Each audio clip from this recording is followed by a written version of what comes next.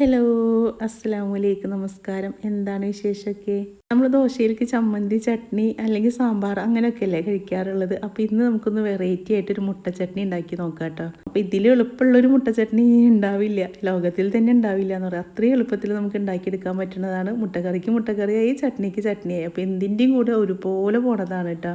അപ്പോൾ ഇനി രാവിലെ പത്തിരി ആയാലും ചപ്പാത്തി ആയാലും നൂൽപുട്ടായാലും എന്തായാലും ഈ ഒരു മുട്ട ചട്നി ഉണ്ടാക്കിയെടുത്താൽ മതി. നമുക്കൊരു 10 മിനിറ്റിൻ്റെ ഉള്ളിൽ ഉണ്ടാക്കിയെടുക്കാം. അത്രയും പെട്ടെന്ന് ഉണ്ടാക്കിയെടുക്കാൻ പറ്റുന്നതാണ്. പിന്നെ അധികം സാധനങ്ങളൊന്നും വേണ്ട, എന്നും പറയുന്ന പോലെ കുറച്ച് സാധനങ്ങൾ മതി. അപ്പോൾ രാവിലെ കറിയൊക്കെ ഉണ്ടാക്കാൻ മടിയുള്ളവരൊക്കെ ആണെങ്കിൽ ഇതുപോലെ ഒന്ന് ഉണ്ടാക്കിയെടുത്താൽ മതി. പെട്ടെന്ന് ആവണതാണല്ലോ.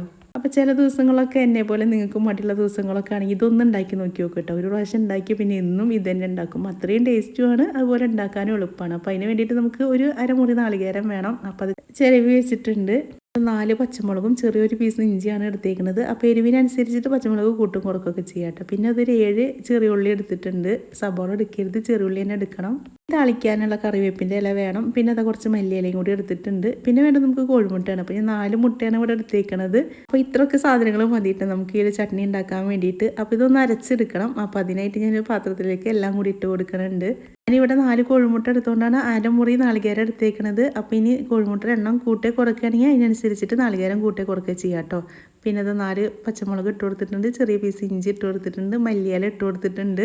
ഇതിലേക്ക് ആ ചെറിയ ഉള്ളിയും കൂടി ഇട്ട് കൊടുക്കുക. നമുക്ക് എല്ലാം കൂടിയിട്ടൊന്ന് അരച്ചെടുക്കാൻ വേണ്ടിയിട്ടാണ്. അപ്പോൾ ഈ ഒരു സമയത്ത് നമുക്ക് ഉപ്പിട്ട് കൊടുക്കാം കേട്ടോ. അപ്പോൾ ആവശ്യത്തിനുള്ള ഉപ്പിട്ട് കൊടുത്തിട്ടുണ്ട്. പിന്നെ ഒരു കളറിന് വേണ്ടിയിട്ട് കുറച്ച് മഞ്ഞൾപ്പൊടിയും കൂടി ഇട്ട് കൊടുക്കുക. അപ്പോൾ അതും കൂടി ഇട്ട് കൊടുത്തിട്ടുണ്ട്. ഇനി അരക്കാനുള്ള വെള്ളം കൂടി ഒഴിച്ച് കൊടുക്കുക. ചട്നി എന്ന് പറയുമ്പോൾ നമുക്ക് അത്ര ലൂസല്ല, അല്ലെങ്കിൽ അത്രയും കട്ടിയല്ല, അങ്ങനെയല്ലേ നമ്മൾ ചട്നി ഉണ്ടാക്കി എടുക്കാറുള്ളത്. അപ്പോൾ ഇത് കുറച്ച് ലൂസിൽ അരച്ചെടുക്കണം കേട്ടോ. അപ്പോൾ ഞാൻ പരക്കുമ്പോൾ വെള്ളം കൂടുതൽ ചേർക്കണില്ല. ഇനി നമുക്ക് മിക്സഡ് ജാറൊക്കെ കഴുകുമ്പോൾ കുറച്ചും കൂടി വെള്ളം കിട്ടുമല്ലോ. അപ്പോൾ അത് കാരണം ഞാൻ കുറച്ച് വെള്ളം ഒഴിച്ചിട്ടാണ് പരച്ചെടുക്കുന്നത്.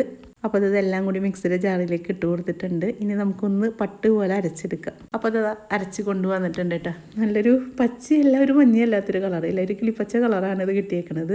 അപ്പോൾ മല്ലിയിലൊക്കെ ഇട്ടോളൂ കേട്ടോ. മല്ലിയിലൊക്കെ ഇട്ടാൽ ഒന്നും കൂടി നമുക്ക് രുചിയും കൂടും, പിന്നെ ഒരു നല്ലൊരു മണം വരും കറിക്ക് വേണ്ടിയിട്ട്. അപ്പോൾ ഞാനിത് ചട്നി ഉണ്ടാക്കാൻ വേണ്ടി പോവുകയാണ്. അപ്പോൾ അതിന് വേണ്ടിയിട്ട് വെളിച്ചെണ്ണയാണ് ഒഴിച്ച് കൊടുത്തേക്കുന്നത്. നമ്മൾ വെളിച്ചെണ്ണയിൽ തന്നെ ഉണ്ടാക്കിയെടുക്കണം. ഇനിയിപ്പോൾ സാധാരണ നമ്മൾ ചട്നി ഉണ്ടാക്കുന്ന പോലെ കടുക് പൊട്ടിക്കുക. ഉണക്കമുളക് ഇല്ലാത്ത കാരണമാണ് കേട്ടോ ഉണക്കമുളക് ഇട്ട് കൊടുക്കാത്തത്. ഇനി ഉണക്കമുളക് ഉണ്ടെങ്കിൽ അതും കൂടി ഇട്ട് കൊടുക്കുക. അപ്പോൾ കറിവേപ്പിൻ്റെ എല്ലാം ഇട്ട് കൊടുത്തു. ഇനി അതൊന്നായതിൻ്റെ ശേഷം നമുക്കിത് ഈ ഒരു ചട്നി ഇതിലേക്ക് ഒഴിച്ച് കൊടുക്കാം. ഈ ഒരു ചട്നി അരക്കണ ഒരു സമയം മാത്രം മതിയിട്ട് നമുക്ക് ഈ ഒരു മുട്ടക്കറി ഉണ്ടാക്കാൻ വേണ്ടിയിട്ട്. അധികം പണികളൊന്നും ഇല്ലല്ലോ. മടിച്ചികളായി എന്നെ പോലുള്ളവരാണെങ്കിൽ ഇടയ്ക്കിടയ്ക്കൊന്ന് ഉണ്ടാക്കിക്കോളൂ കേട്ടോ. അത് പെട്ടെന്ന് ഉണ്ടാക്കാനും പറ്റും, എന്നാൽ വീട്ടിലെല്ലാവർക്കും ഇഷ്ടാവുകയും ചെയ്യും. അപ്പോൾ അത് ആ മിക്സഡ് ജാറും കൂടി കഴുകിയ വെള്ളം കൂടി ഒഴിച്ച് കൊടുത്തത് അപ്പോൾ കുറച്ചൊന്ന് ഇതായിട്ടുണ്ടല്ലോ. അപ്പോൾ ഇനി അത് നന്നായിട്ടൊന്ന് ഇളക്കി കൊടുക്കുക. അപ്പോൾ ഉപ്പൊക്കെ കുറവുണ്ടെങ്കിൽ ഉപ്പൊക്കെ ഇട്ട് കൊടുക്കുക കേട്ടോ. ഈ ഒരു സമയത്ത് ഉപ്പിട്ട് കൊടുക്കുക കുറവുണ്ടെങ്കിൽ. അപ്പോൾ എനിക്കെല്ലാം കറക്റ്റ് ആയിരുന്നു. അപ്പോൾ നന്നായി തിളച്ച് വരുന്നുണ്ട്. അപ്പോൾ അതിലേക്ക് ഒരേ കോഴിമുട്ട ഇതുപോലെ അങ്ങോട്ട് പൊട്ടിച്ച് ഒഴിച്ച് കൊടുക്കുക. അപ്പോൾ ഞാനിവിടെ 4 കോഴിമുട്ടയാണ് എടുത്തേക്കുന്നത്. 4ഉം ഇതുപോലെ അങ്ങോട്ട് ഒഴിച്ച് കൊടുക്കുന്നുണ്ട്. തിളച്ചതിൻ്റെ ശേഷം ഒഴിച്ച് കൊടുത്താൽ മതിയിട്ട്, എന്നാലാണ് നമുക്കത് പെട്ടെന്നായി കിട്ടുള്ളൂ. പിന്നെ ഗ്യാപ്പ് വിട്ടിട്ട് ഒഴിച്ച് കൊടുക്കണം. ഒരു ഭാഗത്തന്നെ ഒഴിച്ച് കൊടുക്കരുത്. അപ്പോൾ ആണെങ്കിൽ എല്ലാം കൂടി ഒരു അപ്പം പോലെ ആയി കിട്ടും. അപ്പോൾ ഇത് നമുക്ക് ഓരോന്നോരോന്നായി കിട്ടാൻ വേണ്ടിയിട്ടാണ് ഇങ്ങനെ എല്ലാ ഭാഗത്തേക്കായിട്ട് ഇങ്ങനെ മാറ്റിയിട്ട് ഒഴിച്ച് കൊടുക്കുന്നത്. ഇനി ഇതൊന്ന് അടച്ച് വെച്ച് വേവിക്കുക. അപ്പോൾ നമ്മൾ അടച്ച് വെച്ചിട്ട് വേവിക്കുകയാണെങ്കിൽ പെട്ടെന്ന് ആ മുട്ടയുടെ ഉണ്ണിയൊക്കെ ഒന്ന് വെന്ത് വരും കേട്ടോ. അപ്പോൾ തിളക്കണത് തന്നെ കാണാണ്ടല്ലോ.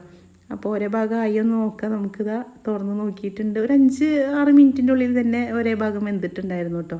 ഇനി നമുക്ക് ഒരേ ഭാഗത്ത് ഇതുപോലെ എടുത്തിട്ട് മറിച്ചിട്ട് കൊടുക്കുക. അപ്പോൾ മറ്റേ സൈഡും കൂടി ഒന്ന് വെന്ത് വന്നോട്ടെ.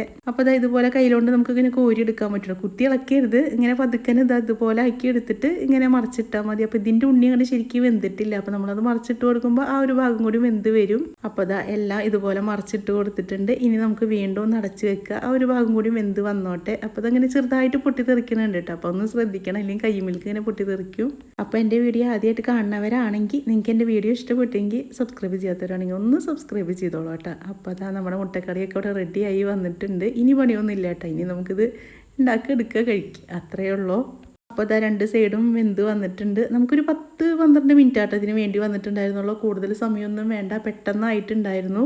ഇത് കണ്ടില്ലേ, ആ കോഴിമുട്ടയിലേക്ക് ആ ഒരു നാളികേരത്തിൻ്റെ എല്ലാ മസാലയും പിടിച്ചിട്ടുണ്ട് കേട്ടോ. പിന്നെ നിങ്ങൾ എരിവിനനുസരിച്ചിട്ട് വേണമെങ്കിൽ പച്ചമുളക് കൂട്ടിയിട്ട് കൊടുക്കുക. ഞാനിതിൽ വേറെ ഒന്നും ഇട്ട് കൊടുത്തിട്ടില്ല, പച്ചമുളക് മാത്രമാണ് ഇട്ട് കൊടുത്തേക്കുന്നത്. ഇനി നിങ്ങൾക്ക് നിങ്ങളെ രീതിക്ക് വേണമെങ്കിൽ അങ്ങനെ ആക്കിയെടുക്കാം കേട്ടോ. അപ്പോൾ മുട്ടക്കറി അവിടെ റെഡിയായി വന്നിട്ടുണ്ട്. ഇനി നമുക്ക് ദോശ ഉണ്ടാക്കാം. അപ്പോൾ ഞാൻ തലേദിവസം ദോശമാവ് അരച്ച് വെച്ചിട്ടുണ്ടായിരുന്നു കേട്ടോ. ദോശമാവ് പൊന്തി വരുമ്പോൾ നമുക്ക് ഭയങ്കര സന്തോഷമാണല്ലേ. അപ്പോൾ അതിലേക്ക് ഉപ്പിട്ട് കൊടുത്തിട്ട് ഒന്ന് ഇളക്കിയതിൻ്റെ ശേഷം നമുക്ക് ദോശ ചുട്ടെടുക്കണം. ദോശ ചുടാനൊന്നും ഞാൻ പഠിപ്പിച്ചു തരേണ്ട, നിങ്ങൾക്ക് എല്ലാവർക്കും അറിയും. പക്ഷെ എന്തായാലും വീഡിയോ എടുത്തതല്ലേ, അപ്പോൾ ആ ദോശയും കൂടി ഇവിടെ കിടന്നോട്ടെ.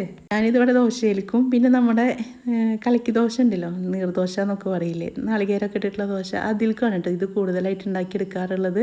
ആ ഇതിലേക്ക് രണ്ടിലേക്കും നല്ല ടേസ്റ്റി ആയിട്ട് എനിക്ക് തോന്നിയിട്ടുണ്ട്. ഇവിടെ മോനക്കൊക്കെ ഭയങ്കര ഇഷ്ടമാണ് കേട്ടോ. അപ്പോൾ അത് കാരണം ഞാൻ ഇടയ്ക്കിടയ്ക്ക് ഈ ഒരു മുട്ടക്കറി ഉണ്ടാക്കാറുണ്ട്. മുട്ടക്കറി അല്ലല്ല, മുട്ട ചട്നി. അപ്പോൾ അതാ വലിയ ദോശ ഉണ്ടാക്കിയെടുക്കുക കേട്ടോ. ഇനി ഇതിലേക്ക് കുറച്ച് നെയ്യും കൂടി ഒഴിച്ച് കൊടുക്കുക. എനിക്ക് നെയ്യ് ഇഷ്ടമല്ല, അവിടെ മോനക്കും ഉമ്മാക്കൊന്നും കുഴപ്പമില്ല. അപ്പോൾ അവർക്ക് കുറച്ച് നെയ്യ് ഒഴിച്ച് കൊടുത്തിട്ടാണ് ഞാൻ ദോശ ഉണ്ടാക്കിയെടുക്കുന്നത്.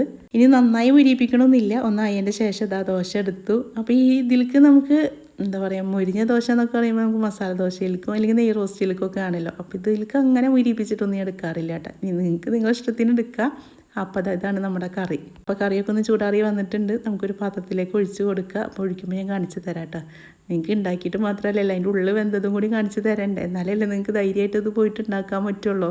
ഇപ്പോൾ ഒരു ചൂട് സമയത്ത് നമുക്ക് എങ്ങനെയെങ്കിലും കിച്ചണിൽ നിന്ന് പുറത്തേക്ക് ചാടിയാൽ മതി എന്ന് വിചാരിച്ചിട്ടാണ് ഇരിക്കേണ്ടാവുക. അപ്പോൾ അങ്ങനെയുള്ളവർക്കാണെങ്കിൽ വേഗം ഉണ്ടാക്കിയെടുക്കാനും പറ്റും. നമുക്ക് അധികം സമയമൊന്നും വേണ്ടല്ലോ, പെട്ടെന്നായി കിട്ടുന്നതാണല്ലോ. അപ്പോൾ എല്ലാവരും ഒന്ന് ഉണ്ടാക്കി നോക്കി നോക്കുക. എന്നിട്ട് നിങ്ങൾക്ക് ഇഷ്ടപ്പെടുകയാണെങ്കിൽ എന്നോട് വന്ന് പറയണേ. അപ്പോൾ ഞാൻ ദോശയാണ് എടുത്തേക്കുന്നത്. ദോശയിലേക്കാണ് ഈ ഒരു മുട്ട ചട്നി ഉണ്ടാക്കിയിരിക്കുന്നത്. അപ്പോൾ ദോശയിലേക്ക് നമുക്ക് ആ ചട്നിയും കൂട്ടിയിട്ടൊന്ന് കഴിക്കാം അല്ലേ. അപ്പോൾ ഇനി ദോശയിലേക്ക് ചട്നിയൊക്കെ അരക്കണ ദിവസമാണെങ്കിൽ ഇതുപോലെ ഒന്ന് ഉണ്ടാക്കി നോക്കി നോക്കോട്ടോ.